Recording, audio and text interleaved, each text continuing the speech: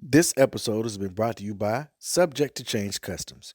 Choose Subject to Change for all your custom apparel and promotional product needs. Follow them on all social media at S2C LLC and get your 4 times dope merch on their website. That's www.shops2c.com. Yeah, we in the building. 4 times dope. Yeah, we known to get it live, man. 4 times dope. New level, keep it high, yeah. 4 times dope. Mic check, now we on it, we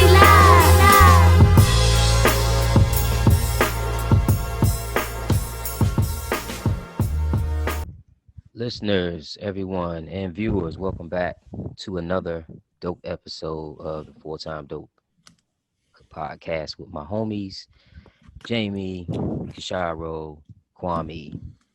Um, this episode actually um, is a bit different than the other ones. And I say that because one of our fellow Eagles has transitioned and transitioned on to the next level of life. And I just want to take a second to give condolences to Better Caesar's family, her friends, and her sorors as well.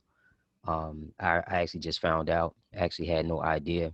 Mhm. Um, and I'm pretty sure you guys probably just found out as well. So I just want to take time to highlight that and put that and give that a platform.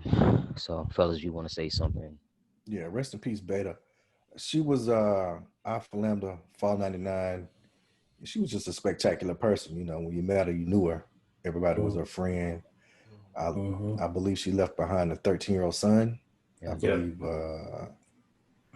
she had been sick for a while, so it wasn't COVID related. I would imagine I think it was her lungs separate apart from that. So um, condolences to the family. She was an amazing woman, and we're going to miss her.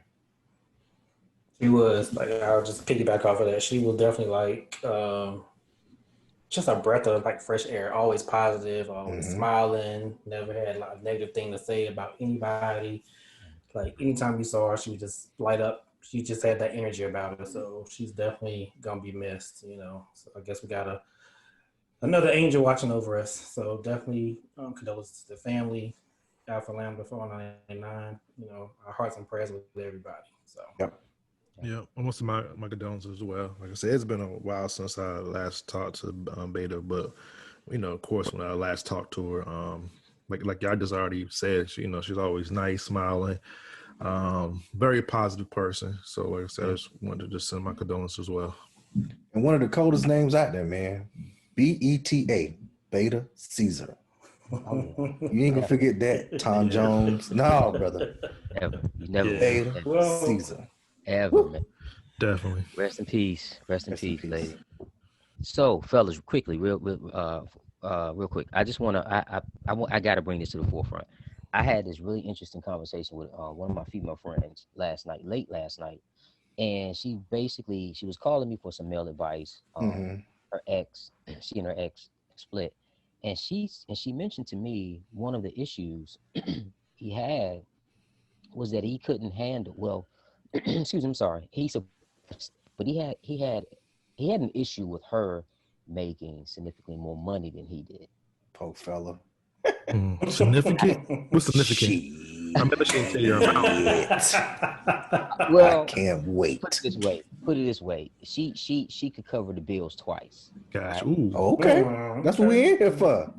Okay. You boys and your fragile male egos will soon learn. Exactly. Exactly. Right. Talk about it. So, just a quick question. Could you all handle your significant other making? Jay, I see your hand. Making Jamie ready, boy. Come on, So Stan. for the listeners out Come on, here, Stan. they call me Young Stedman Graham. Your boy does not have a fragile male ego, and I'm out here empowering, however you say it, my lady to make more money than me. My lady's name is Faith Bottom. She owns a CPA firm. We're trying to get her out there to make some money for the family. Now, my broke ass can't get it up quite yet, but we got to get somebody out here to do it. Yeah. And it's not that. It's like, yo, they're smarter than us. if you could admit that, then you got the rest of the game on lock. I mean, But that's the problem. They don't want to admit that. oh shit, your boy will admit it off rip. My intentions were to date. My intentions, my whole life was always to date a lady that was smarter than me. I'm not as smart as I appear. You can check out the first episode. Your boy is not that bright, but I'm bright enough to know that I should date someone smarter than me, who potentially can make more money than me. Yeah. All right, there it is. You don't have a problem with it at all, bro. Young Stedman has spoken. Kishara, give me what you got. What you got? Yeah, absolutely not. I have absolutely no problem with that at all. I think as long as I'm bringing something to the table, I'm good. You know what I mean? Right. Like I could not do anything, you know, but hey, make your money. You know what I mean? Your money is our money. And hopefully, you know, she got it like I thought that. that's She what we making it said, like that. right? Your money is our money. Exactly. Hopefully she can, you know, empower me, you know, and uplift me in some ways to make more money. You know what I mean? So yeah, I'm all for it. No doubt. So Gotta let me think ask. smarter, boys. So I think the issue that she mentioned with him, he felt like it changed the dynamic of the power in the house, right? Mm-hmm. Not like on, hey man, take that damn trash out. You know what I'm saying? Nothing like that. But like, I think he was just insecure anyway. Before she even met him, I just think he was insecure. So, which is not uncommon. yeah, that's right. Right. Quan, what you got? Nah, I don't have the issue with that at all. I mean, I learned that you have plenty of things to be mad about, and that's not one of them in my opinion. And like I said, yeah, I mean, it was, you know, if she's happy and she's enjoying what she's doing, it had nothing to do with me as far as me feeling bad about it. That's more stuff that we can do together. That's how I look at it. Boy, look at your outcome now. You know what I'm saying? Like, oh, okay, well, we're not struggling to get to this next trip we're going to do, you know, whatever and stuff. Doesn't mean I'm not going to contribute anything, but yeah, I have no issue with it at all. I think the only thing that I would have an issue with, and it's not her making more money, is the fact that if that person throws it in my face as if, you know what I'm saying, to remind me, and not to say I'm not doing anything, but just to kind of let me know, like, yo, like she's that chicken, you know what I mean? And it may be the case, I may feel a way about that. But outside of she's, you know, humble and we cool and we just like getting along, whatever and stuff, and she is having to make, you know, a significant amount of more money than I do, then, yeah, I'm not mad at that at all. Hey, that's what it is, man. Like you said, the women, black women, way more educated than probably anybody, Right. any demographic out there. That's including white men and white women. So, hey, it's there. That's what it is. Yeah, I listen. I echo everything all y'all said. I agree too. I don't have a problem with it. What's that? What 2 Chainz say? Look at you and look at us. All my riches. That's us. Rich as fuck. So you picking the first. Picking the wrong problem to have. Having the first world problem, like my lady makes more money than me. You got to be a stupid person to let that bother you. Definitely. Yeah, I agree. But also, The like game is to be rich, not to be mad because your lady rich. We rich. Exactly. I thought we was in this together. That's right. Exactly. But like you said too, you said he may have already had some insecurities anyway. Oh yeah. So if an insecure dude come into a situation like that, it's bound to go left. Sure is. Yeah. Quick. Yeah. Too. True. That is a thing. So listen. Speaking of left and right. And up and boy, down. That's a hell of a goddamn segue, man. And up and down. Hand clap, brother. Hand clap. Boy, that's a hell of a segue. So then golf clap right there. Hey fellas, post-election views, man. We got to talk about. I mean, I know it's still some stuff just going on. Trump turning the lights out, the White House, running around in the dark, and all this other kind of shit. Like, what's going on? What's I don't even know what it's. Well, let's start at the pink cow in his living room. Yeah. I mean, there's 2 things we could start with. One, we know that America is racist as fuck, and it's like they don't care. These poor white folk would throw themselves in front of a moving train just to prove that I guess they would have more money, or they're better than us. I'll show you. And it's like to their own detriment, and that's the sad part. The other part is that, we did vote, and we voted early in a pandemic. So much so that they have to still count millions of votes, where normally they would only count hundreds of thousands. Right. And we have to recognize that numbers matter. So a million is significantly more than 100,000, right? So we just throw these numbers around like, give me $1 million, but that's a lot of money. And in this case, it's a lot of votes. So there will be votes counted. I mean, they even have rules where you can't count until the day of. Imagine you have to start at 1 going to 3 million the day of versus where some other county has already, say California, they already counted. Like we already know what it is. Yeah. Mm-hmm.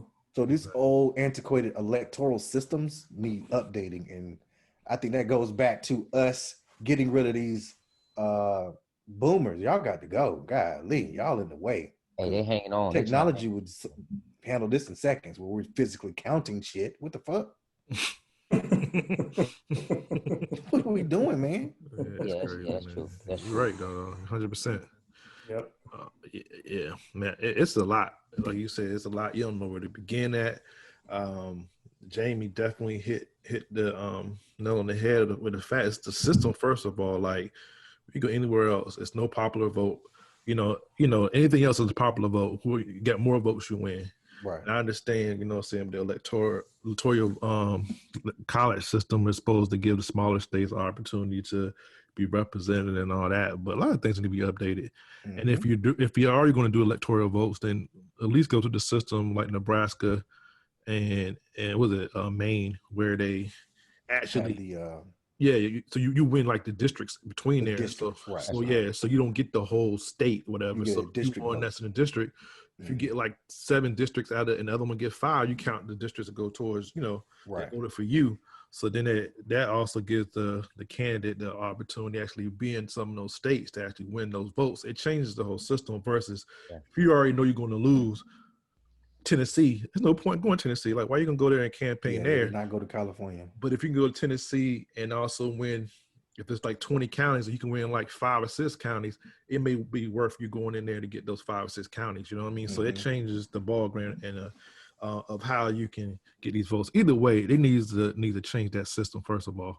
Yeah. The other thing is the fact that Jamie also said this too already. Like I said, it shows you just how blatant racist this country is, and to the point where you got this man who. I mean, if he didn't already, like I said, wasn't privileged to be, I guess, coming to money or have his dad have money or basically be born on third base to already be at home. Right. It's nothing about him is spectacular. He's not smart. He can barely say vocabulary past a 5th grader. Mm-hmm. His temperament is like of a 2-year-old. Yeah. And I mean, he insults people every chance you get. He's been proven that he's racist and he has no plan for anything. There's no plan. Even talking about the pandemic, he talks in generalities. Oh, we got a vaccine coming soon, or we're gonna do. Or we run a corner. He talks like a salesman. That's all he does. And then when you ask him and push him for direct answers, he can't give it to you. Then he lashes out to you or call you names and everything else. Mm-hmm. So it's just like everybody has seen this time and time again to the point there. The country's been immune to it, unfortunately. And then you got the people who vote for him for any cause where they make excuses for anything that he does, even to their own detriment. Like, why are you in Kentucky voting for stuff to be against your own interest? Your own interest. But what your interest is the fact that you like the fact that he talked about closing borders and like all this patriot stuff and like the 1619 project is all, you know what I'm saying, is people who's not patriots, and all that stuff. And you feed into that more so your health care, more so than you earning more money. All the things that will obviously make your quality of life a lot better. Mm-hmm. All in the back burner because you got these racist people who are falling behind this guy who always flaming this negative heat, whatever. So it just disappointing. Rhetoric. Even if Biden does win, disappointing. Yeah, but you know what? It's very disappointing. The problem, Trump's whole presidency, for me, it's indicative of like the agenda for this country. Like, okay, Jamie has his own business. I'm almost certain Jamie has a mission statement, right? Yeah. Or some form of mission statement. So we have a mission statement. Yeah. And what's the premise of a mission statement for a company or a corporation? The mission statement basically it underscores the services that's going to be provided from the time the business is initiated until the time it moves on. And part of the problem is that the freaking Constitution is the mission statement for America. America is a corporation. It hasn't. That's the only document that's never been modified, and it was written to exclude everyone except for white folks. My point is this: White men specifically, yeah. white men, yeah, powerful white men, right? So the thing is, it's cultish because there's no way in the hell you can be dirt poor and you still the premise the poor white keep going.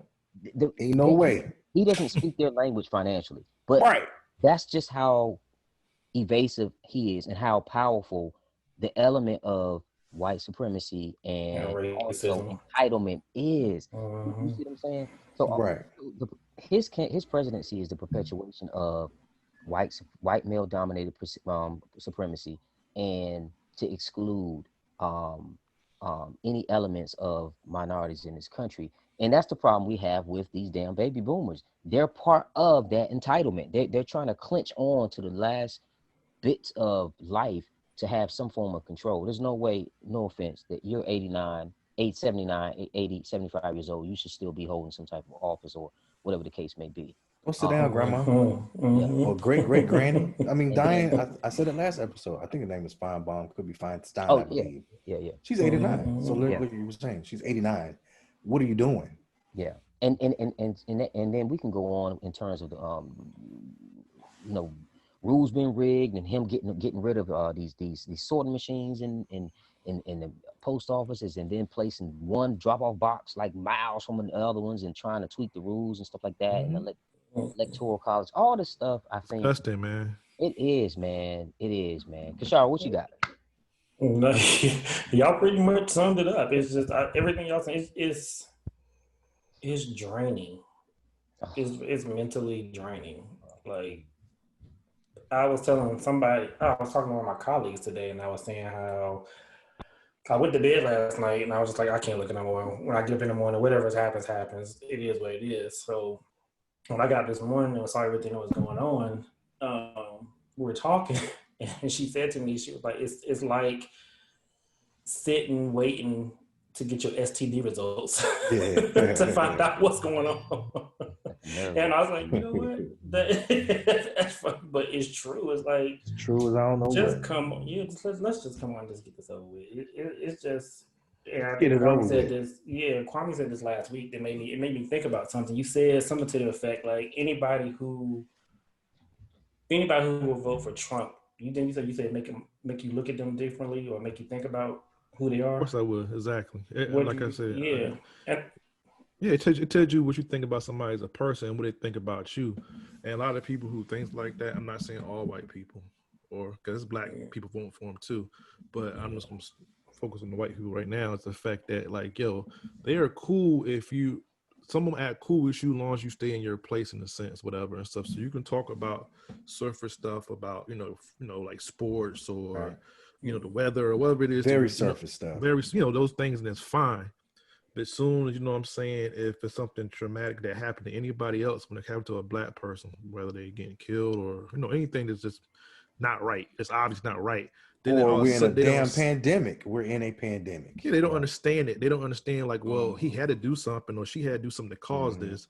You know what I mean? And it's the excuse. I'm like, like how take the race out of it? Like that, what's wrong is wrong. That's what I mean? That's a whole what I'm saying? So you falling behind this guy who, and it's like it's this close. Like you said on a pandemic.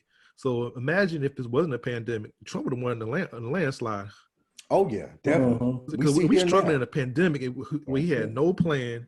No, still it was no national plan. Every state fend for themselves. So that's equivalent to a person saying you're going to war, but because I like certain states, I will help out. I would give like Alabama, Mississippi, Florida, Texas. I give them all the equipment and resources to go fight this war. But if you're in California, New York, or whatever, Maryland, or any states, I'm not going to give you so much funding. If you're president, you're president of the whole country, of the whole nation, not certain states. That's right. And he's been so divisive, man. It's just so freaking sickening. And so if you can back that, man, I got nothing for you, man. And even with women, women of color who are powerful, or women in general, I think, if I'm not mistaken, and I may be wrong, but I think he definitely has an issue with women. That's part of the issue. Well, let me say this. Keep Go your ahead. thought. Keep your thought. Remember this, y'all. America is a million times more sexist than it is racist. Definitely. All right, so you can. I'm Yeah, sorry. and that's no, and to speak to that point, that's a good point, Jamie. Which I think we all know. We all have an idea of that's just how he is. But if I'm not mistaken, I think he had like 12 to 15 assault Mm-hmm. charges going into the White House. Now Yeah, he's like it's in the 20s now. Um, easily. yeah, easily. And part of that divisive, it's not just a racial divide. It's a sexist divide. And I want to point this point out too. I'm going to switch gears. I want to follow up with something Kwame said. A few days ago, I got a friend of mine, a female chick. She's black, lives in D.C. Who voted for Trump. She told me a few days ago she was going to vote for him. And I said, "What?" I said, "Well, just let me hear your story." She's I think she's in mental health. Um, she's a therapist, a mental therapist, and she has 2 kids. And what she was saying was because her kids are home, because she's seeing personally seeing the effect that not being able to go to school, kids not being able to execute social skills like that. She feels as if Trump is, because he doesn't want to mandate mask wearing, and he wanted to. If I'm not mistaken, he was for the herd immunity. Everybody just get out here. Whatever happens, And happens. just Right? die off. Yeah. Mhm. Strong survive. Yeah. Yeah. So her foundation in the mental health field, and that, and having kids, and seeing and having to deal with kids and all this other kind of stuff. I guess they come to her practice. She felt like Biden and Kamala weren't in tune with that. And I said, well, let me ask you this. Well, I'm not gonna go into it because we can be all night. But anyway, my point is, I just didn't feel like that was valid enough. I understood it and I respected it, but I'm like, this is based on science. Yeah, They are these things don't matter. These things don't add up. yeah, it's not a mandate. So I don't know. Hmm. I don't know. Anyway, but it's She's draining. ill informed. She's just making Yeah. in my opinion, she's making a poor decision because clearly the current president ain't gonna do shit for you. He But you hasn't. don't He want to pick the hasn't. other one. Exactly. He hasn't. It's He doesn't been have a 4 years, y'all. We don't get them 4 years back. That's right. At all. That's what A I'm long saying. 4 years. And he tore a lot of stuff Three, I'm up. sorry, three, not even 4 yet. Well, Like Yeah. that. Not a It's full been a 4. long 3.5 years that he's been Yeah. doing. Like I said, he tore everything. Any progress you made, he went in the opposite direction. It seemed like, and everything. Oh, And yeah. like with Jermaine had just said, I know somebody who worked for like I think she's a scientist, the Department of Health Service or something like that. I can't remember exact agency that she worked for the federal government. She's high up, and she was one time telling me, my wife, the difference of when Obama was in presidency and how they followed the science and trying to go for the facts. She said once Trump came over, a lot of people, first of all, they either trying to like transfer out from the department or retire. The Oh people my close to God. retiring, whatever. A lot of people left, but some people, It's everybody called an can't leave because indicator. people need to have to work and stuff like that too as Yeah. well. But she was saying that the whole protocol had just changed. Like it went from following the science to following what their agenda was, and you had to find things based off what he wanted to be put out there, and if it didn't meet that, then it was against it. So it was like it wasn't naturally, well, this works and this don't failed work. hypothesis. Yeah, you have to research. follow whatever, and that's how they've been working. That's how they've been doing for all the departments. If it don't fit his agenda, what it is, and you against that, and that's a problem. All those So- PhDs gone to waste. That's what I'm saying. And we following this guy who hasn't done no type of civil service. That should be a requirement too. Like you should be able to have to serve on some kind of level, whether it's local, statewide, before you actually be serving that type The of whole position. president, this dude is You're a whole nothing. president. You never serve nobody but yourself. But now we listen to this fool who got no type of real education. All he been basically just spoon fed because he been a silver spoon in his mouth. And now, and he's a good salesman, like Jamie had just said earlier. He's actually a horrible salesman. Yeah. His style of sale is I'll wear you down.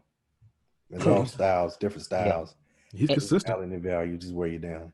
And Kwame, you're right. There was this scientist who worked for the Department of Health in Florida. She was actually fired by the Trump administration for not manipulating numbers, COVID numbers. Black lady? White lady. I thought I saw that black lady do. Yeah, he does across the board, man. If you're not with him, man, then it's like you're against him. You see all the different changes he had.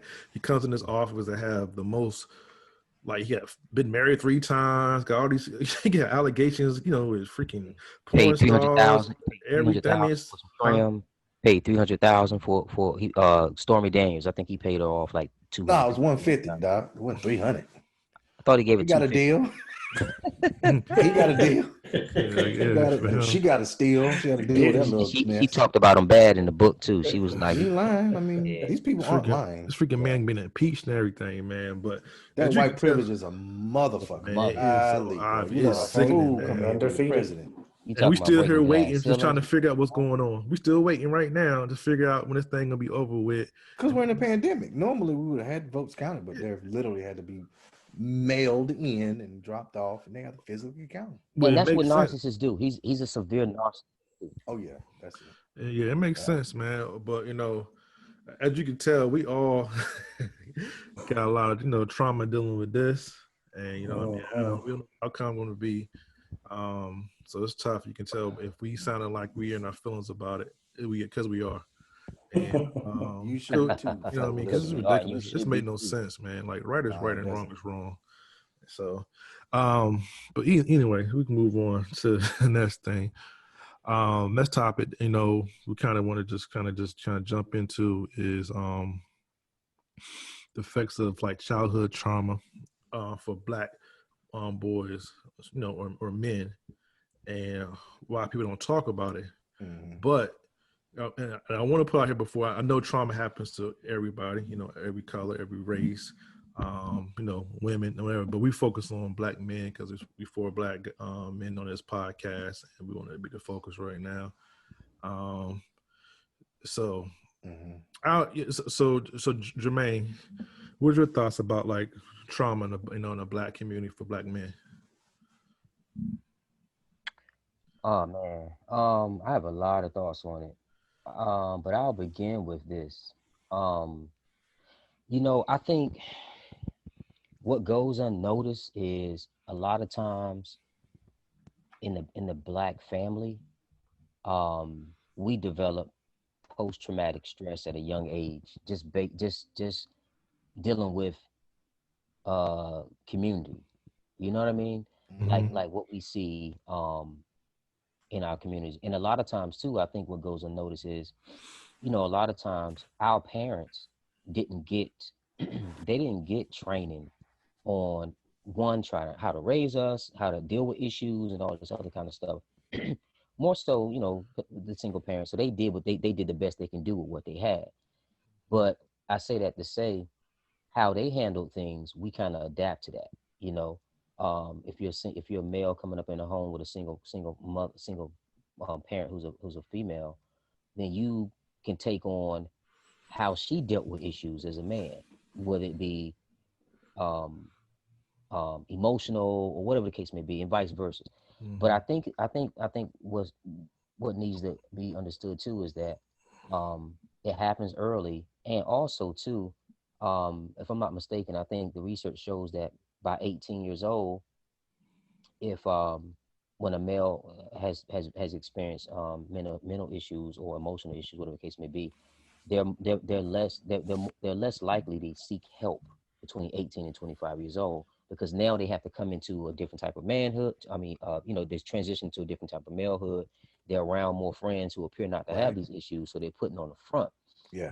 Now you're going into you're approaching 30. You still haven't dealt with it. Now you have a relationship, and you're not functioning like you should within that relationship. So it's a huge trickle down effect.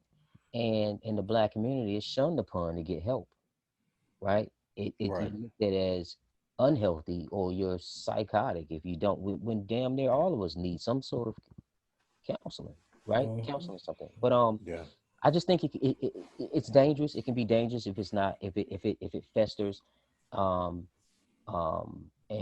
we don't come to terms with it and say, hey, I need to deal with these things, especially with a parent don't relinquishing their right to take care of a child or whatever the case may be, and some other issues that can happen too. But it's definitely something that if it's not, I believe if it's not taken care of, it can be radioactive, and it can come out in multiple ways negative.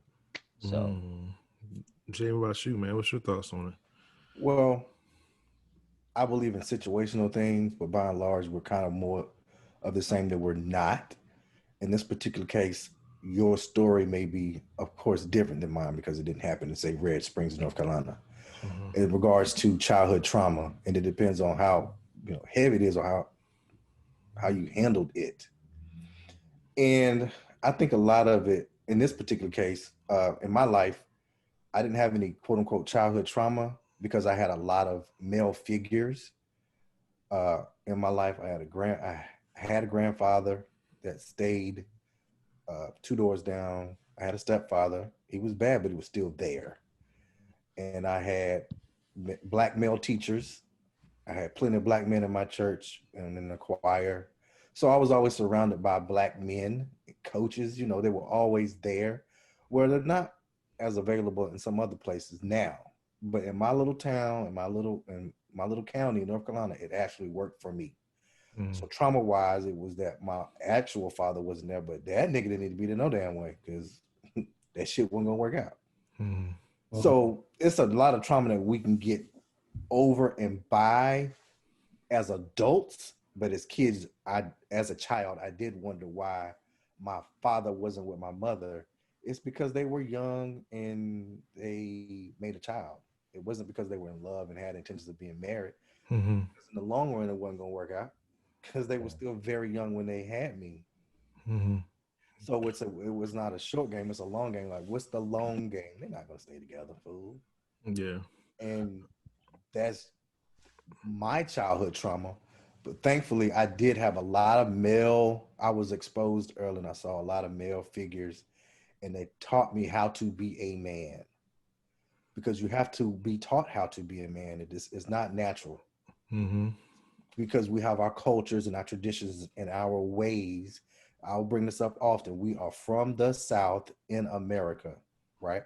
It'd probably be different. I was in Ghana, clearly. It'd probably be different. I was in South Africa. But we are talking about, what the trauma was to me. And it was just, in my opinion, me not having a father. But I soon found out, I was like, oh yeah, that nigga didn't need to be in your life no damn way. That's a wild motherfucker. And thankfully, the things that I pull from him is that I am an entrepreneur like him, but I don't have, tons of kids out here. And I am, I am being a man of my word.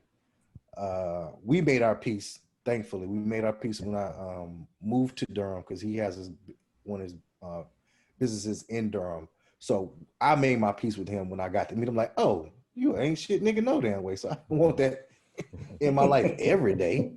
Yeah. I got over that trauma real goddamn quick. Like, oh, thank you. I remember Jesus, that. I wouldn't ride that. Yeah, that's funny. But what's so funny though, like you said, like you don't really realize how things affect you until you get a little bit older and you can reflect on what took place. And it's so funny. I had talked to my cousin, and she was telling me how this dude she used to date, all this trauma that he had dealt with as a kid growing up, and she was telling me how he was like one of 6 kids, and all his siblings got different dads. The mama was out there a whole lot. Actually, she said that she was a prostitute as well, and a lot of things that he dealt with a lot of abuse, like physical abuse, from like I guess she said the grandmother, because I think like the mom had kids when she was like 14, starting at 14, so she had like 6 kids between 14 going up. So that means she was in the streets a whole lot in the first place, and so grandma was like watching the kids, but the grandma was very abusive as well. And I'm sure the mom was abused too as well. So it's, it's almost like a generation chain reaction was going on. And like I said, his dad wasn't around as well. So all this stuff is coming through. He watched some man broke his mom's jaw. And he was saying that also some of the things too, she watched how her mother always put men before the kids. So like they may go without stuff, but she'll make sure that man in her life at that time is getting his food, getting this, getting the big piece of chicken, getting everything, and they getting the scraps of what's left over. So you growing up with this upbringing, and you're come to a grown man. So now you know you don't even know how to do it, and you never got no treatment, no help with this, no therapy, anything with this, and you go into these other relationships. It's not going to, no, you're not gonna know how to deal with certain things in the right way, and you can go through traumatic situations, and you get the right help or counseling or either self reflection that you do, and you might be able to mitigate a lot of those issues. But if it's untapped and you're not just dealing with it, or you're unaware of what's going on, then that can be, that could be a train wreck whatever relationship you had. You know what I mean? So she was telling me the time where they went out, she took him out, she treated him to a nice restaurant, some Italian restaurant. They had a good time, everything was cool, and so it was kind of one of the things. When he came back, whatever, he went, took a shower and everything else. And so when she had also got him a gift on top of them going out, and she said in her mind it was just too much for him. Like, yo, you being too nice to me, You're whatever. being too nice. And he don't know how to accept that. So I saw that on the Wire where Cuddy was being too nice to Michael. He just couldn't understand it because he had been. There you go. So it's the exact same thing. And I'm gonna tell you one. So she told me like several different episodes of different things that took place, and he starts to like, well, damn, you only had one bar of soap. What's going on here? So like, what's going on? And she's like, well, damn, we talking about a bar of soap like that. But like, he grew up not having anything. So of course, in his house, if he got 20 bars of soap. So if you got one or two, you're freaking like, so you're not being responsible. And he turned this whole thing into how she put him before her own kids. And she's like, nigga, I'm not giving you nothing because, before my kids, I'm just being nice to you. Right. He doesn't have the emotional maturity or the emotional stability to be able to deal with it. You know what I'm saying? And it's been time on and time again. So I say all this to say that, like, a lot of times if you're not getting that help or really understanding, like, yo, that junk, it plays over and over to other relationships. It don't have to be a romantic relationship. It could be even a friend on friend relationship. You're like, you don't know how to treat people, a coworker relationship. Yeah, worker, any anything. type of relationship. Yeah, so even with your kids, if you got kids, it can actually come out. There you go. Definitely. Yeah, man. So I just ought to say, like I say, like if it's certain stuff, man, I think we just got to, trying to, it's kind of hard. 'Cause I think we're not as men, we're not used to going to the doctor like we're supposed to. We talked about it earlier in the early episodes and going to therapy and all that. My bad, Jermaine. Go ahead. No, I'm sorry. I was gonna make this point. I ain't mean to cut you off, bro. I was gonna say too. Something else to think about is this: as growing up as boys, we are taught to be Trojans. If you bump your head, stop crying. You know what I'm saying? Your sister bump her head. Oh, look at she's pampered and stuff like that. Or little girl bumps her head, and you fall down. Oh, you need to get a couple stars on you to welcome to knight you into manhood. But we're conditioned like that, and we're conditioned to suppress our feelings. If you're in the back seat as a kid and you're crying, it's be quiet, shut up. You can't express that. That's a form of expression. Even if the kid is just acting out, they should be allowed to cry, get it out. I know it's annoying, but you can't just interrupt that form of expression. So and then you grow up and you have this trauma, and you're conditioned to suppress it. Then you meet somebody as an adult. That's right, and you meet someone as an adult, and then they want to give you a foot rub or back rub, and you reject it because it's foreign.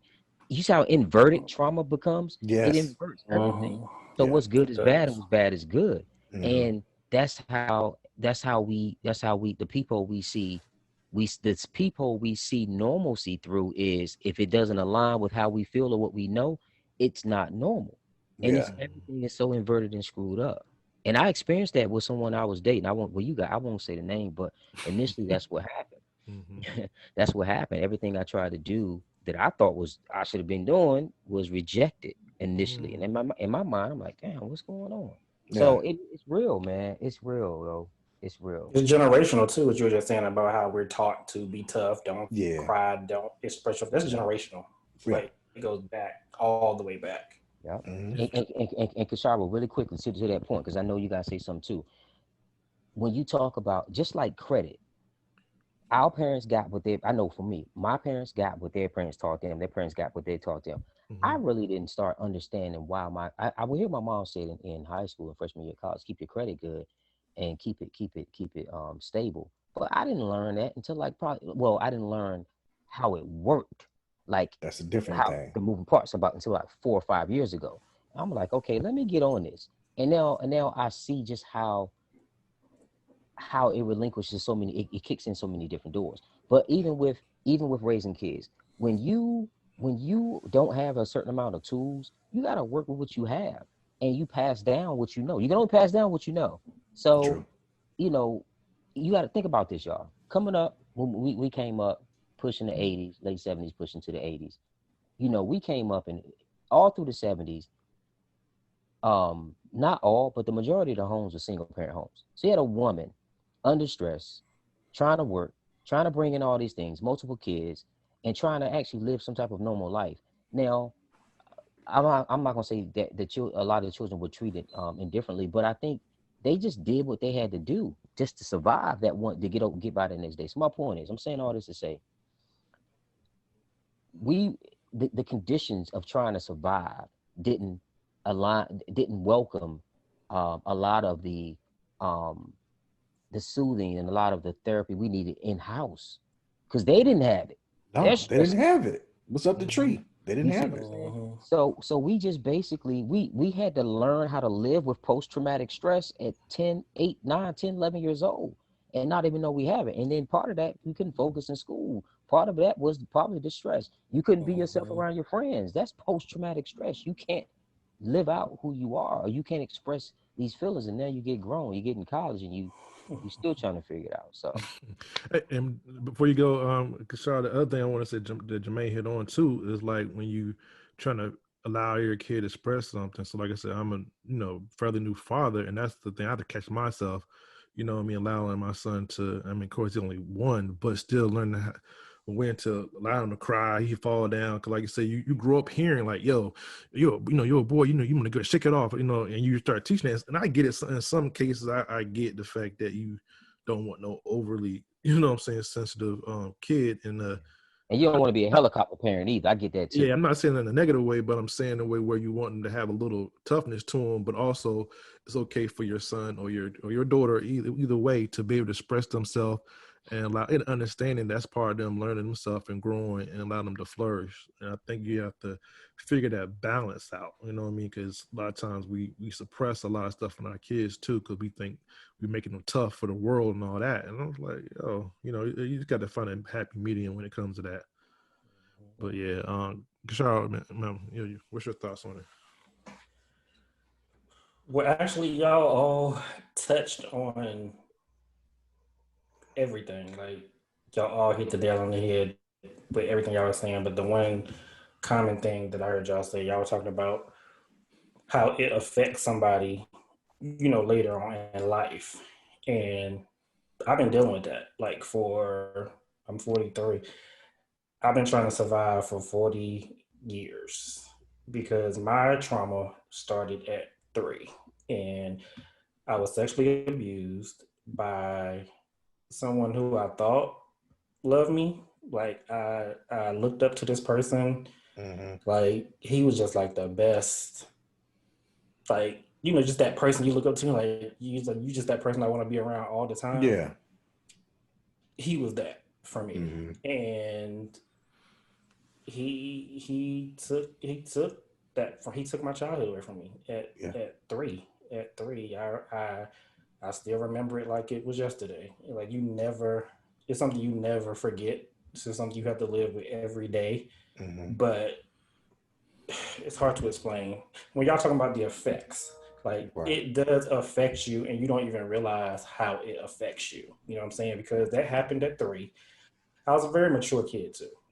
At 3, I was very mature, but you 3, so you don't understand certain things. But I remember him Mm-hmm. telling me specifically when it happened. He said, "You better not tell your mom because if you do, it will kill her. If you tell her, I will kill her. If you tell her, I will kill you." And then the fourth At thing he told 3? me at 3, and then the fourth thing he told me, if you go around any little boys, they're gonna either pick on you, call you names, embarrass you, try to fight you. So don't go around any little boys. Don't play around with the boys. So hearing that at 3, it happened that one time at 3, but this person, so of course I'm afraid. This person came in and out of my life throughout that time. So it wasn't like he was constantly there, but that incident happened at 3. But he still kept popped in and out. So every time I saw him, I got that same reminder that you better not do those 4 things. So imagine that you hearing that 3, 4, 5, 6, 7. Look how that at 3 can manifest itself over time, and you believe in this stuff. Of course. So at 5, 6, 7, 8, 9, I'm a kid. Like, okay, I'm definitely not telling my mom because I don't want it to happen to her. I don't want it to happen to me, so I'm not saying anything. But then I still got the other part. Don't go around the little boys because they're gonna do this, this, and that to you. You know, it's gonna find out. You're gonna be embarrassed, ashamed, all that stuff. So I didn't. I stayed in the house a lot.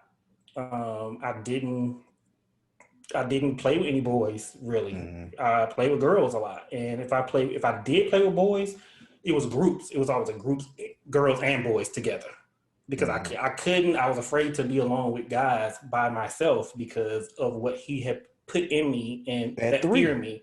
Right. So it just manifested itself. So I'm like, okay. So then, mind you, still during that time frame, things are happening. Now keep in mind, my mom didn't have the conversation with me. You know what I mean? She, like I said, my mom was a good mom. She always provided for us. She did what she had to do.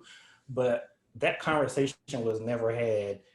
You better tell me if someone does something to you. You know what I'm saying? That was never had. The most we got in our age group was don't talk to strangers. You know, you don't go nowhere with strangers, somebody you know. We got that talk because we was afraid of showing up on the milk carton, you know, but it was never somebody touch you or make you touch them.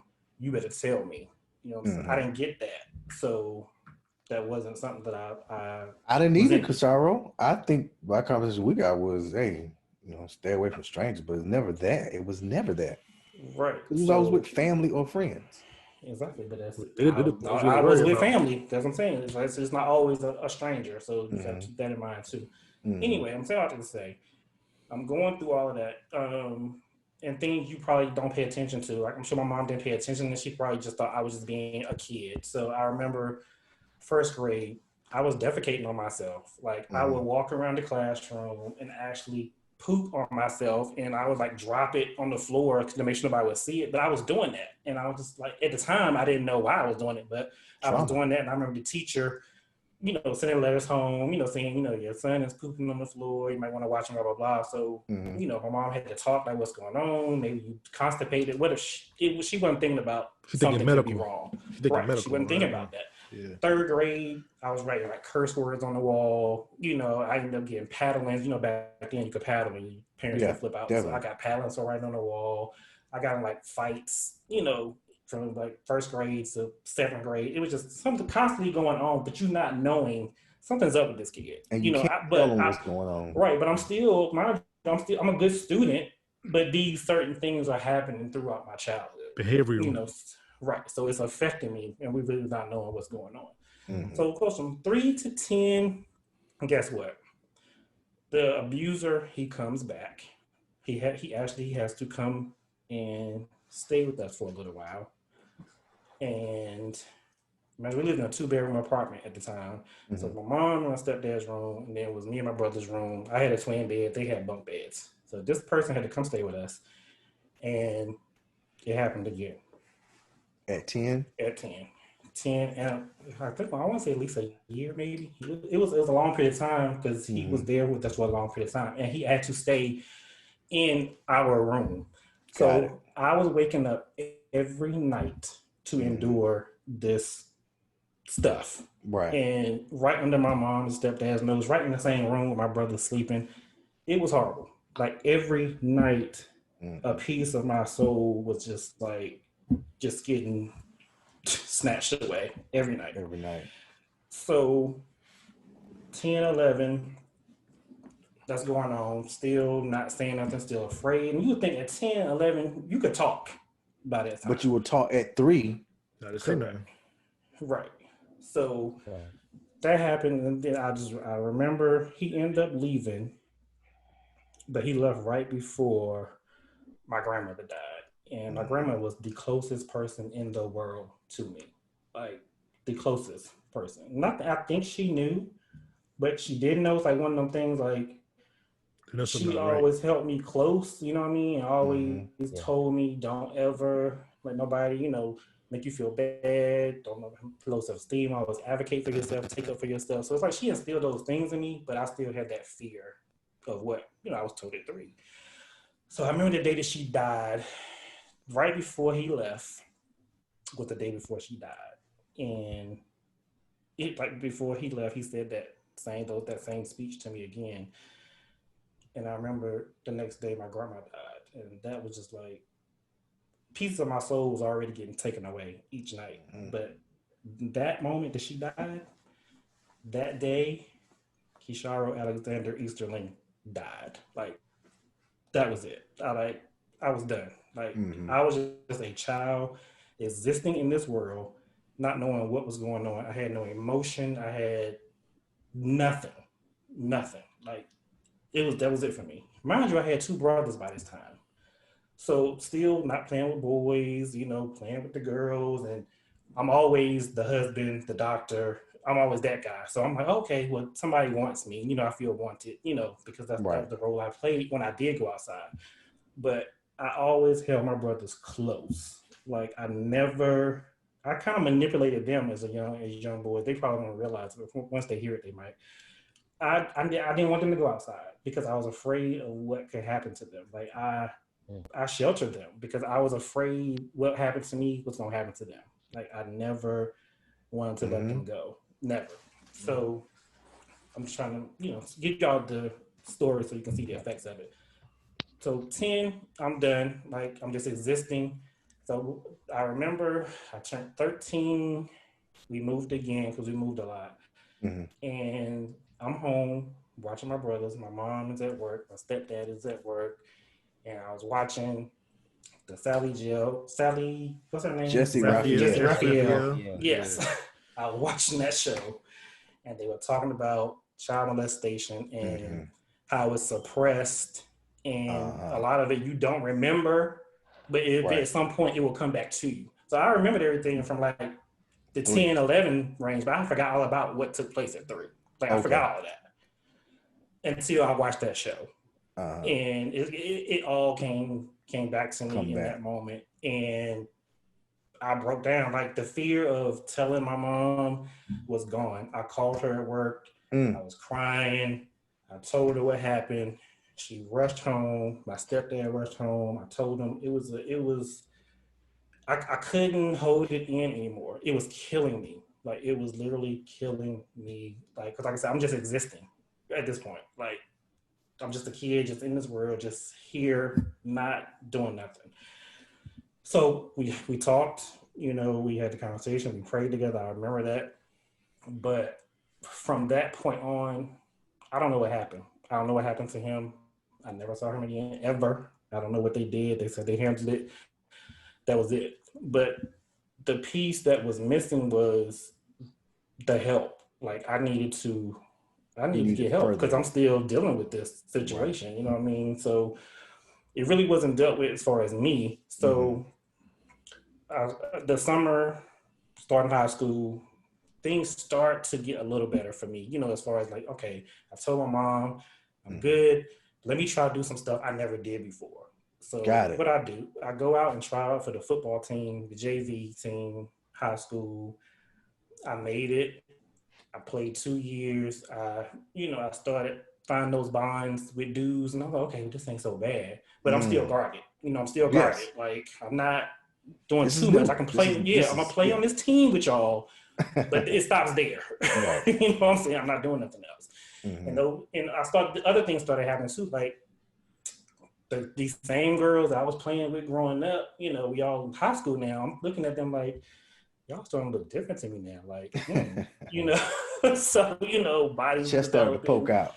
Yeah, I was like, okay, so let me try my hand in this. But it's too late by this time because you in the friend role. Right. Like, you the homie. I don't see you like that. What? No. So That's what it was. My entire like high school career until I got my first job working at Burger King, and I met these two dudes. They're great guys, and I started to feel like, like these are some cool dudes. Like dudes are not as bad as it was in my head. Like I thought it was gonna be. Like they cool. Just kind of like they were just mad cool when I was in Aaron and So other like one of the dudes. guys type deal. You felt like Yeah, that. it was like cool because keep in mind, all through elementary, middle school, anytime that I hung out with guys, it was like in PE. And you playing basketball, you got to pick who you want on your team. Right. I was always the guy who got picked because I was the tall dude. And mind you, I couldn't play no basketball, but I could play some hella defense. Like I was good at that, and they knew that. So I always got picked for that. So it was kind of like, okay, you accept me, but you only wanted me for this. Right. You know what I'm saying? That's the only reason. It was never like, yo, you want to hang out? Like, you want to come to my house after school? It was never none of that. It was always, I need you because you can do something for me, you know what I mean, to benefit me. But when I met Aaron in 6ix9ine, it wasn't like that. It was just like, they kind of just like, yo, you cool? You want to hang out? It was all of that. So it started to feel somewhat natural. Exactly. It was natural. Still guarded, but it was natural. Yeah. So all that time passed by.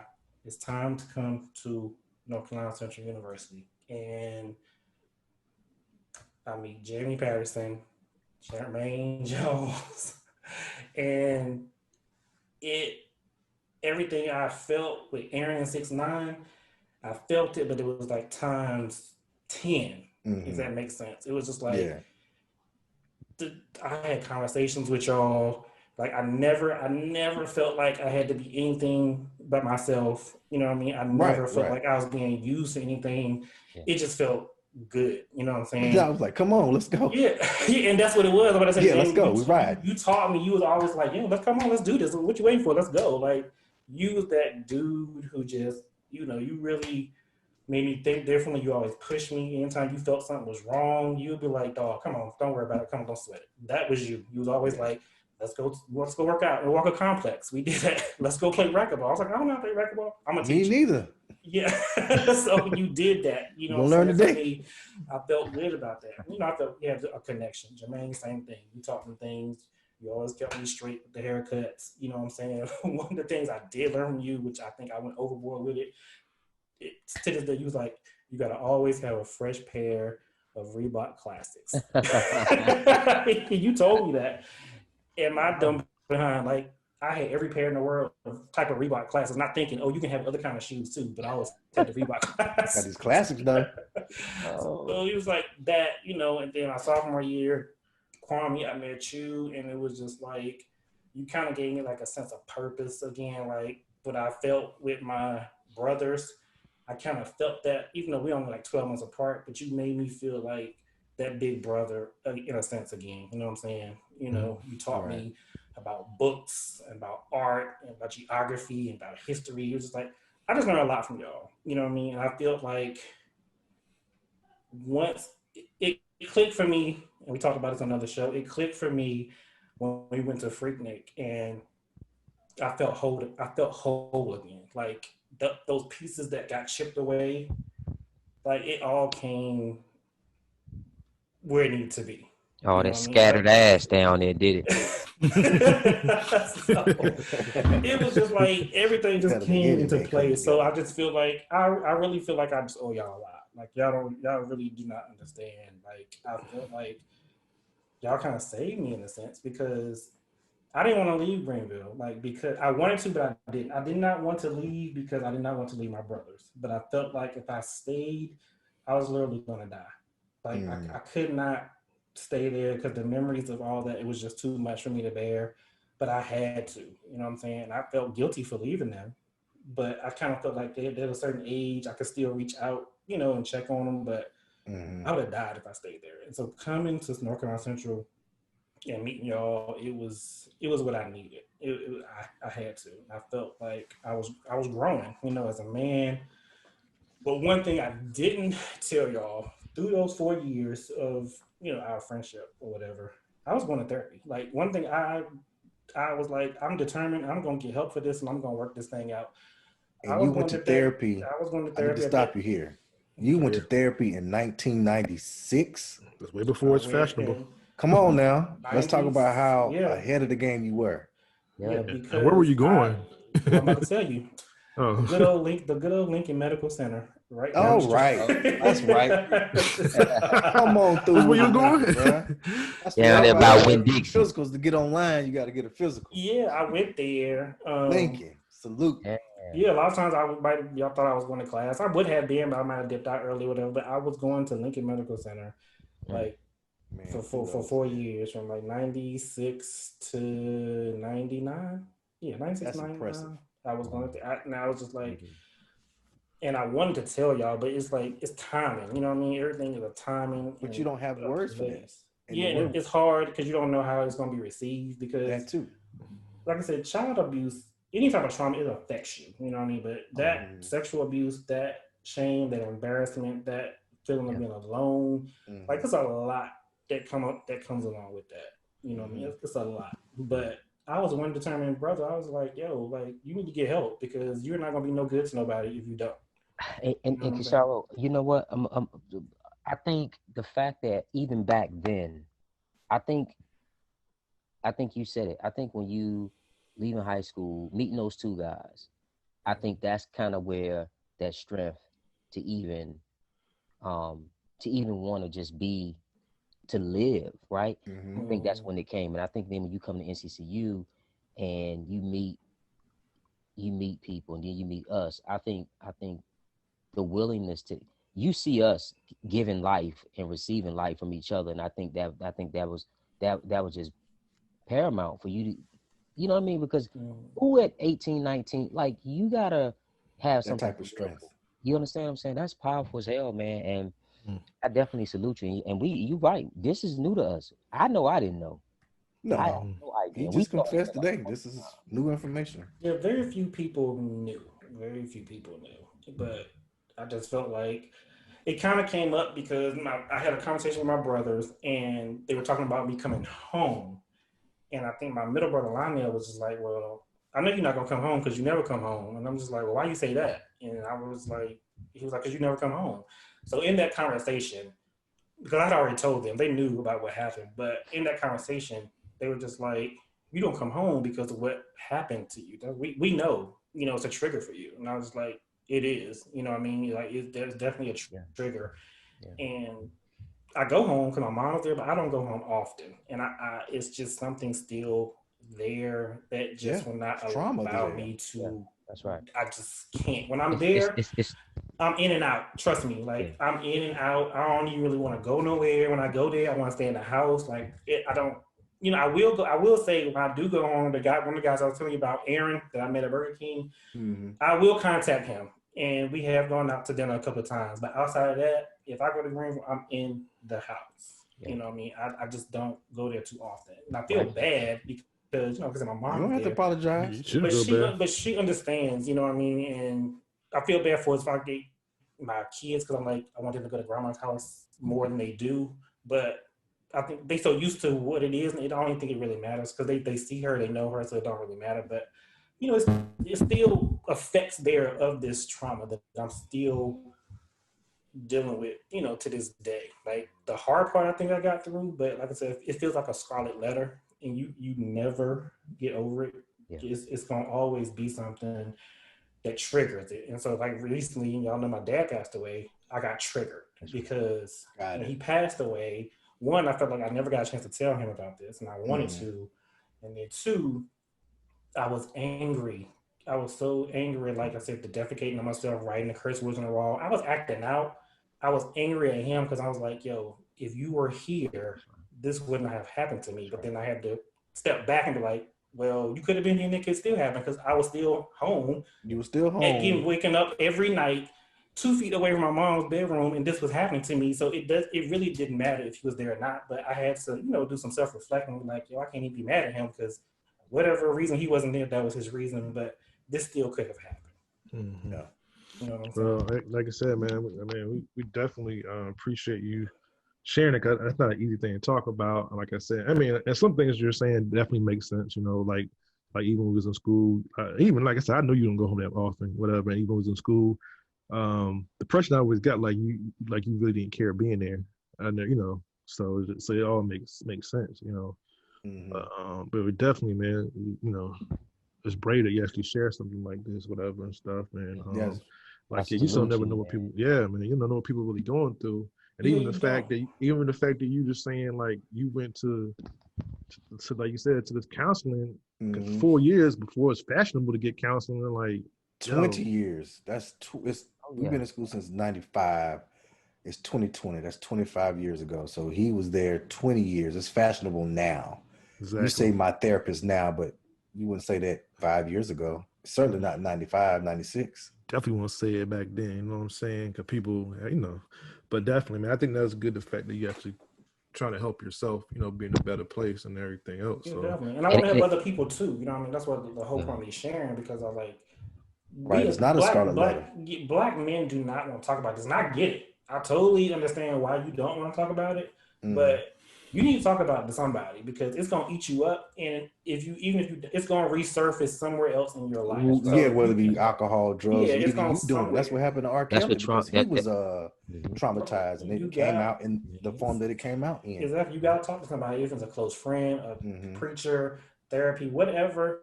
Talk to somebody. Just get it out. That's, I Off of cannot you, stress yes. that And enough. hurt people, and then you're right. If you don't talk about it, you'll be uh running people off in your personal world and social world, and Yeah, you I'm know. still, like Mm-hmm. I said, my wife. I'm married. And it's hard to, like, sometimes my wife will go touch me, which I love her to touch me, but I'll jump, and she's like, "Why are you jumping for it?" And it's like, those are still things Yeah. that I deal with. You You have know to what I answer mean? for at mm, 43. Right. Every day. You know what I Yeah. mean? Just like, I'm not the most affectionate person, but I'm trying to get better with that. You know what I Mm-hmm. mean? And women love affection. So that's one thing I have struggled with like for years that I'm trying to get better with. So the effects will always be there, but I just can't stress enough for people to go and get help. Like, you need that help. Talk to somebody. Yeah. And Yeah. hopefully after the show, whenever we do like the promos and stuff, I got some numbers and some Some hotlines, phone some numbers in there. websites. Definitely. Yes, Definitely. that to Yeah, we give do need people to like, be clear about yeah, where friends can go and we can share so other friends may tell somebody yeah. to So you go can to the definitely right talk to people, somebody and find right somebody in your numbers. local area. Because like I said, I was determined to talk to somebody, and And I'm I so couldn't. I impressed was by in that. school. I couldn't afford no therapy, but Lincoln, there was somebody there who provided that Yeah. space for I'm me, impressed and with it's Lincoln. Thank God for Lincoln. Lincoln, let's give Lincoln his props. Lincoln is a minority. They assist minorities in the Durham Community. community with therapy. If Dental, I you have an believe. ailment, you're sick or whatever, and in my case, I had to go there to get a physical of to course, yeah. pledge. But it's a local community hospital in Durham off of Fayetteville Street. We need to give Durham its props. I mean, Fayetteville Street alone, you got an elementary school, a hospital, a middle school, a high school, and a major university all on one street. And you don't have to go far to get what you need as far as education or Right. uh, medication. In this case, you needed therapy, and it was at Lincoln Hospital. Who would have thunk it? Lincoln Community Center. yeah, So Yeah, it definitely definitely. thank you, definitely Sean, for helped sharing me. that. That means a lot. And that'd be a different topic as far as that area that Jamie just named, which is also another Black Wall Street back in the day. Yes, Everybody that's talk right. about Tulsa, but Durham also had a Black Wall That's right. Street too. But And we'll talk about a different show Yeah. we'll say since we that. give them Yeah, All shout right. outs. That's for right. no sure. And like I said, Jermaine's supposed to be helping me work on some stuff. Like, this story is deep. Yeah. It goes so deep. Mm-hmm. But I just wanted to give y'all a brief it, because y'all are my brothers. So I just wanted y'all to know. I Something I've been wanting y'all to know for a long time. So I feel at peace about it now. I'm glad it's Yeah. out. And so, hey, anything y'all want to talk about or know, please ask. I'm an Okay. open book. No All doubt. right, I appreciate friends, you. listeners. I have no segue. I'm not a segue king like Jermaine. Maybe hit the segues, boy. My man is the segue king over here. I wish Exactly. I could segue. But I'll pose the next topic. Name the celebrity you would enjoy spending time with for a day. So, Kwame, Oh, name the celebrity you want to kick it with for the day. Yeah, it's easy. And I'm gonna say this celebrity wouldn't hang up if I was, of course, single. That's fair. Freaking Ray J. Yo, that's Yo. deep. Please expound. Yeah, yo, Ray J. Oh, And it's so funny because I back, like you But said, back at the time Ray when J or 2020 Ray J? what's the first Ray J said? The one that got the porn tape with his Kim K. with Kim. That Ray J. Party Ray J. Party Okay. Ray J. That's what I'm talking about. Not Brandy's brother. So he want Kim K. Brand. Well, Kim K. I Ray think it was J. funny because like everybody look at him, during that period of time as Brandy's brother, the little brother though. But like, yo, Ray J looked like if you just want to have a good time, just hang out. And I ain't saying you have to wild out, but he's so over the top as far as like it's gonna be nice cars there, it's gonna be a nice mansion. You know, it's gonna be, of course, a whole lot of beautiful, ladies there, the drinks, everything. So just like I would enjoy just seeing all the stuff that he would provide as far as entertainment and having a good time and everything else. He's like a blast to hang out with, whatever and stuff. And that's the only reason why I think, because just like he's funny as too as well. So yeah, I know it's probably ain't people's top list, but it's so out there, but it's like, yeah. But the funny thing is, Kwame, that hell, if you hang around long enough, you probably end up kicking it with Ray J. So I'm saying, man. So like I said, and also I give him props because he also an entrepreneur. He always on his grind too. Like he always come with ideas and everything. And that's probably more older Ray J versus party Ray J. Yeah. Look at that party in him, whatever and stuff. And not that I like to party a lot, but I'll say that if I was, of course, single, a little bit younger, Ray J's like he'd be a fun person just to hang out with and just have a good time. Be out in LA and just hanging out, kicking it. Run into Ray J and you take it to some fucking party mansion. Jermaine, name the celebrity you want to enjoy the day with or spend the time with for the day. Sanaa Lathan. Listen, I was gonna say James Baldwin. Okay. But I'm gonna say Sanaa Lathan. I'm talking about the love of basketball, Sanaa Lathan, right? The young and tender. Exactly. And we'll start the day out doing some yoga, hot yoga, and going to brunch, and I want her to I would want her to get her hair fixed and just like let me smell her hair after she. You want to sniff it? Pressing curl or whatever you got. Yeah, pressing something. And listen, but no, real talk. Because she mad smart. I think she did Yale and just like experiences, man, and just talk about certain things from her. What led her down. Well, I think her dad wasn't her dad a movie producer or actor? Probably. Sure. But yeah, she just seems like she's cool. She's a dope woman, man. Obviously, she's attractive. And just and kick it, man. Kick it with her all day. So. Hey, that's what I want to say about that though. I know I get killed for. First of all, I think she is a beautiful queen. You know what I'm saying? And I think she's a great actress and everything. Yeah. My only negative. I know she's not my pick, but like I said, my only negative, I think Sharp already know what I'm about to say. I don't know if you know. But like I said, so, normally I'm a hands and feet person, whatever, and stuff like that. Yo, man, I can't get past her thumbs, man. What kind of thumbs she got? I'm going to look them joints up. What kind of thumbs? Yeah, you can look it up. She got a condition with her thumbs. She got a condition with her thumbs. Yeah. And it's so they're oval joints? Yeah, it makes it like... Like toe thumbs? No, I think it's like genetic. Like, you know what I'm saying? Like, I know what you're talking about. She been had them? Some white girl. Yeah, she probably born like that. It's called. Yeah, she was born like that. Some white lady that was in the movie Transformers, little white girl. She got what they call toe thumbs. They're really ugly thumbs. Hey man, let me get these thumbs up, man. Yeah, she got it's the definition for it, whatever and stuff too. And like I said, I'm not shaming her nothing like that because outside she's still beautiful and everything else. But you know what I mean? She gonna see this too. Huh? She gonna see this podcast too. I know, man. She gonna hate me, man. But like I said, I mean, of course, I mean, I love, I ain't trying to like downgrade it, but that's the only thing that every time I was like, dang, that's your thumbs. It kind of like throws me off a little bit. That's all I'm gonna say. I don't say, club thumbs. Club. Oh yeah, those are really bad, man. Yeah. And all I keep thinking about is, Yeah, so if she touched you with those thumbs, man, it might be a wrap. Oh no, for mine. That's the only thing, man. With surprising body features, and those thumbs are bad. Hey man, I just got to put some mittens on them joints too. Them mittens got the four Yeah, you hands. see them joints. Yeah, she got a little small fingernail on a thumb joint. Yeah, man. Hey man, want to cut it though. Mittens on them joints. Yeah, but I feel kind of bad. I said it, but I'm just being real.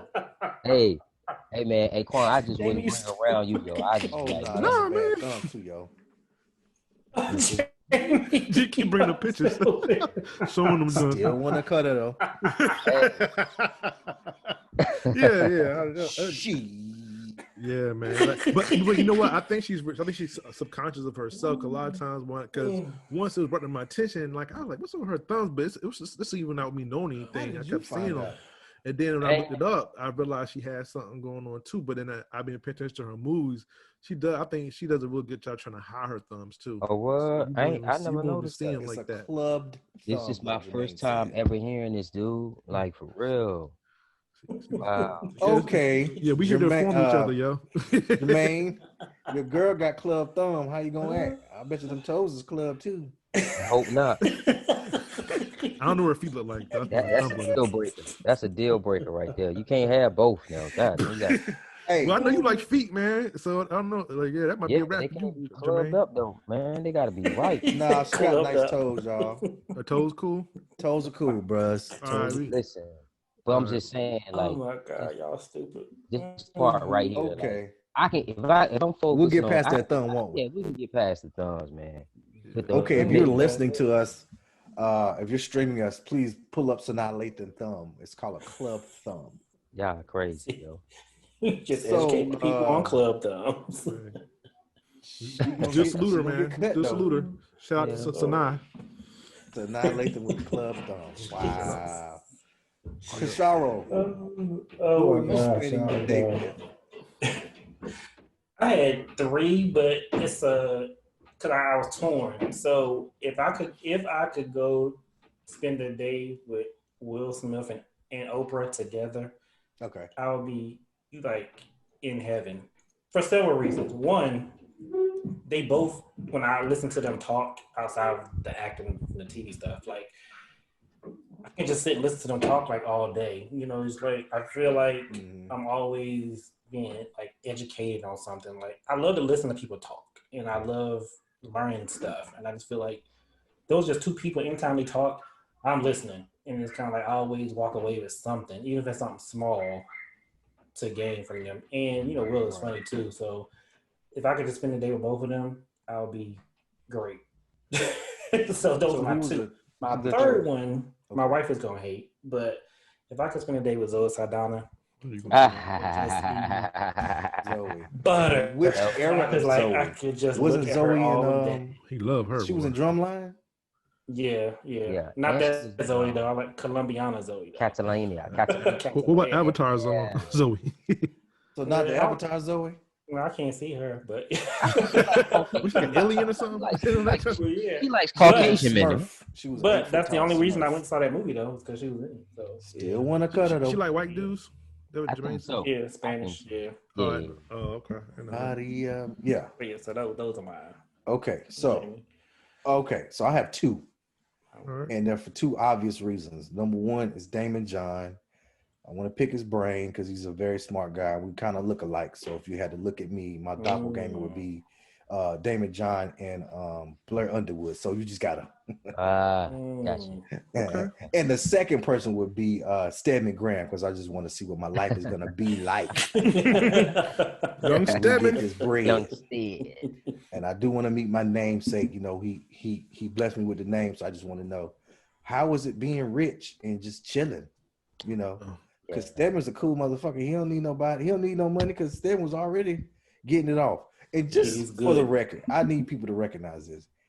Gail is Oprah's rich friend. That's right. She's not the hanger-on. Gail taught Oprah how to handle her money. Gail's family is rich. They're from Connecticut. And she had a housekeeper growing up. So Gail's not the hanger-on. Gail taught Oprah how to be. Gail had money, yeah. Right. didn't know that. Oprah was People the don't one. recognize Yeah, that. Oprah was the never one knew who that. came from nothing. Yeah. Right. I thought Oprah's Oprah. the one that came from, and there's nothing wrong with that. But you Yeah. got to recognize who friends are in people's right. lives, and That's right. and Gail's the rich friend. So let's be clear about that. And Stedman is the Hang on. the beneficiary of this incredible work that she's put down for all these years. Somebody got to do it. Might as well be Stedman Isn't Graham. Stedman from Winston-Salem or something? Or Lisbon? Well, his family's from North Carolina. Matter of fact, Miss Sadie Graham is from Red Springs. His aunt, she lived down the street from us. Okay. And he visited town when I was a kid. Yeah. It's your distant cousin then, huh? Didn't know Probably. That. It could I mean, be, Red man. Springs, You never I feel know. like this. Anybody that come out of Red Springs is my cousin. Yeah. There you go. Come out of there and you're out in the world and you are, Exactly. my cousin. So we all going full circle here. I got that. Okay, makes sense now. Here we are. I didn't know he had family in Red Springs. Yeah, Stedman, his aunt, she passed, Miss Sadie Graham, she lived right down the street from us. Oh man. That's what's up. Right next to my homeboy, Courtney. You like 2 doors down from Courtney. Yeah. On 71st. On 71. Okay. I was 71. All right, man. All right, fellas. So y'all know what time it is. What time is it? You got the music, Kwame? Nope. Yeah. We're gonna get that music. It's cool. It's cool. It's time for our dose of dopeness segment. Right. And today we are going to highlight a charity that I am affiliated with. I have actually worked with them before, and it was created by a good friend of mine named Tavares Taylor. And the name of the charity is called TT Charities. And they are a 501c3 organization that focuses on improving literacy for adults and children, combating poverty and hunger, and providing basic needs to improve the quality of life for all people. And some of the things that they have done, every year they do like a Toys for Tots for the Children's Hospital in DC. When the last shutdown that took place, I helped them with this one. We gave out food, hot food, groceries, and gas cards to all the people who were affected by the shutdown. And currently, what they've been doing, they have this initiative going right now for COVID with the PPE. And as of yesterday, they have passed out over 5,000 masks all over DC, Maryland, and Virginia. That's what's up. That's a lot of masks, y'all. Numbers matter. Yeah, so he is definitely doing his thing. So if anyone would like to donate to help keep this charity going, you can go to www.ttcharities.org and you can just go on there, find out information. You can just, if you want to make a donation, hit the donate button. And you can also find him on IG, Facebook, and Twitter at TT Charities. So again, it's ttcharities.org. And that is our dose of dopeness highlight for the day. Tavares, it's good stuff, man. Word up, That's bro. good, man. D.O.P.E, he's a Kappa, so he's a good guy. Putting in work. I like Kappas. They're cool. What's up, man? So any final words, fellas? I thought you said some numbers you had one to say towards the end. Right, those Did I? Oh yeah. See, you got them? Yes, I do. I'm glad you said that. So for anyone who is looking for support who's been affected by child abuse, sexual abuse, or you may know someone who's been affected, or if you want to find out a place you could go near you just to talk to somebody, you can actually go to your local child advocacy center. If you don't know what that is, you can go to www.nca-online.org, or you could just call. You could dial 1-800-239-9950, or you can dial 1-800-4A-CHILD.